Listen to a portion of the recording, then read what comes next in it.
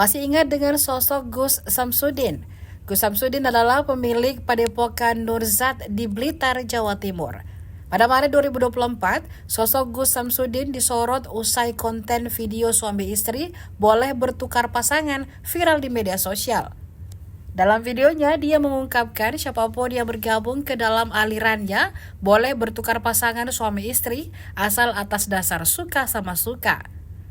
Video bertukar pasangan itu pertama kali diunggah di channel YouTube Mbah Den Sariden milik Samsudin. Potongan video bertukar pasangan itu kemudian viral di media sosial dan membuat resah masyarakat. Imbasnya, penyidik Cyber Direktorat Reserse Kriminal Khusus Polda Jawa Timur menjemput paksa Gus Samsudin di tempat tinggalnya di Blitar, Jawa Timur pada Kamis 29 Februari 2024. Lalu pada 1 Maret, Subdit 5 Cyber Ditreskrim Sus Jatim menetapkan Gus Samsudin sebagai tersangka dalam kasus konten terkait ajaran tukar pasangan suami istri. Kabar terbaru, setelah beberapa bulan menjalani sidang, Gus Samsudin divonis bebas atas Majelis Hakim Pengadilan Negeri Blitar pada Senin 29 Juli 2024. Selain Gus Samsudin, anak buahnya yaitu Ahmad Yusuf Febriansa dan Muhammad Nur Khabatul Fikri juga divonis bebas. Dalam amar putusannya, Hakim Ketua Ari Kurniawan menyatakan seluruh dakwaan Jaksa Penuntut Umum atau JPU kepada terdakwa tidak terbukti dan tidak terpenuhi.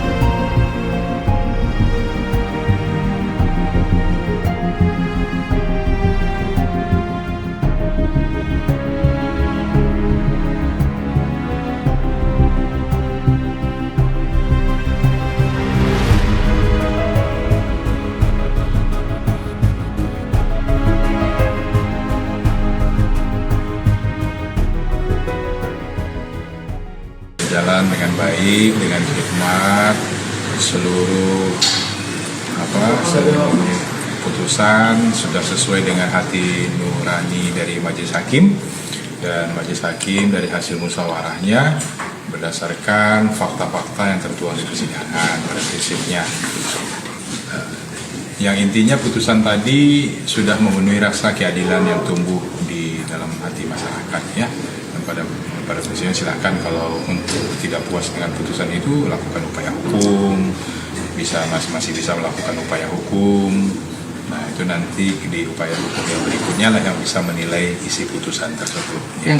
Ya Pak, tadi dipertimbangkan apa sih Pak? Pertimbangan utamanya itu? Ya intinya yang dipertimbangkan sebagaimana yang telah sama-sama disaksikan tadi, yang sudah dibacakan oleh Majelis Hakim dalam pertimbangan hukumnya, semuanya konkret dan lengkap ada di dalamnya, tidak ada kita kurangi sedikit pun sesuai dengan fakta-fakta yang tertuang dalam putusan itu. Intinya substansinya putusan tersebut sudah memenuhi rasa keadilannya. Pak, di dalam fakta persidangan disebutkan bahwa ada akun Gayung 105 itu tadi yang bersalah karena menyebarkan. Apakah ada dari pengadilan itu untuk menetapkan sebagai tersangka pemilik akun itu sehingga menjadi keputusan majelis hakim? Kalau itu nanti di sisi upaya hukum saja, tetapi dalam putusan majelis tadi tidak ada ditentukan untuk itu. karena berdasarkan fakta kan tidak diketahui siapa pemiliknya, kan begitu ya, sehingga menyebabkan viral. Iya, padahal dalam putusan tadi berarti dakwaan dari JP itu semua tidak terbukti ya? Iya, berarti semua dari dakwaan jaksa penuntut umum tidak terbukti, sehingga harus terdakwa Samsudin dan para terdakwa lainnya untuk dibebaskan dari segala dakwaan tersebut. Nah, namun apapun itu masih ada upaya-upaya hukum, hukum yang akan dilakukan oleh masing-masing pihak, punya hak. Mereka bisa melakukan upaya hukum, artinya upaya hukum kasasi ya. Ya. Terus setelah putusan ini apakah itu langsung dilaksanakan para terdakwa ini langsung bebas atau seperti apa? Hukum acaranya ketika perintahnya harus dikeluarkan harus segera dikeluarkan. Meskipun nanti ada upaya hukum itu? Ya, itu menyangkut mengenai hak seseorang dalam hal hak kemerdekaan, hak asasi manusia. Ya harus sesuai dengan isi putusan, yang melaksanakan adalah JPU. Berarti harus hari ini atau harus menunggu besok administrasinya? Administrasi berjalan situasional, artinya setelah administrasi selesai ya itu harus dilaksanakan sesuai dengan isi putusannya. Oke. Hal yang meringankan terdakwa. Intinya kalau dilihat tadi akunnya itu berbentuk edukasi. Akunnya milik dia yang asli ya, dari para terdakwa itu bermilik edukasi. Akun Guyon 15 ya kalau nggak salah. Nah itu para terdakwa Samsudin maupun Fikri dan Febri memang tidak melakukan itu. Jadi ini putusan biasa dan sudah pada mestinya mereka para terdakwa ini dibebaskan. Dan yang lebih penting lagi, saudara Samsudin ini punya pondok pesantren yang tidak pernah memberi pelajaran atau mengajarkan aliran sesat seperti itu, tukar pasangan dan lain-lain. Semua dilakukan menurut Ahlus Sunnah wal Jamaah Ahmadiyah ya, itu yang ada di pondok pesantrennya Samsudin. Gitu. Ya sesungguhnya kalau JPU pikir-pikir itu sesuatu hal yang keliru ya. Suatu putusan free track yang bebas murni itu harusnya tetap saja sebagaimana putusan majelis harus bebas seketika. Nah yang harus dilakukan oleh JPU tentunya sesuai hukum yang berlaku ya kasasi saja gitu kan, nggak perlu pikir-pikir, ya kan? Kalau jaksa pikir-pikir itu kan kemungkinan jaksa juga akan menerima memang ya, tidak kasasi tapi bisa saja menerima ya kan. Tetapi putusan salah satu yang diucapkan oleh majelis adalah dibebaskan seketika. Berarti hari ini harus bebas. Itu ya.